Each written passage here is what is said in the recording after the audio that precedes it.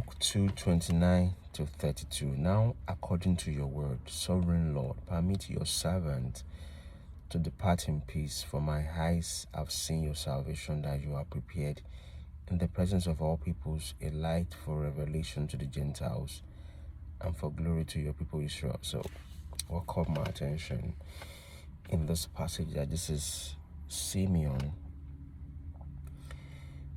talking about baby Jesus. I mean, Jesus Christ. You're holding a baby, you're looking at this baby, and this baby is not different from any other babies that will come to the temple that day. But God enabled him to see beyond the obvious. So I want to challenge you today to see beyond the obvious. Let God help you. Pray that the same way that God helped Simeon to see beyond the obvious, that God will help you also to see the beyond the obvious. That is so important. That is so vital. That is what God wants to do in our lives. Remember, people look at appearance. If we're just going off of appearance, there is really nothing special about Jesus. His parents are poor, so they brought turtle doves for a sacrifice in the temple. We have hundreds of people. I mean, I don't know how many came to that temple. So there will be no difference. But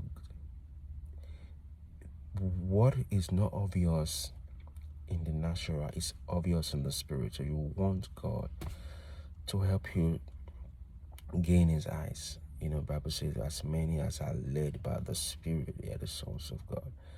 You really want to lean in on spiritual insight. You really want to lean in on God helping you to see beyond the obvious. And look at what he said about Jesus. So what he saw, what he knew divinely, begins to control what he is saying. Nobody else can say all these things he has said. He said, my eyes have seen your salvation. I thought I was looking at a baby. No, you're looking at salvation. You know, sometimes God just needs to open your eyes to see Jesus. You need to just needs to open your eyes to see who he is, what he represents. Remember, Peter, Jesus Christ asked his apostles and asked them, what do men say that I, the Son of Man, have? So Son of Man is like one of the men, you know, Son of Man. Everybody's the Son of Man, right? But Jesus Christ adopted that name for himself based on derived from a Daniel prophecy. So what does the children of men say that I am? Somebody say you are Jeremiah. Somebody else say you are Elijah. Now,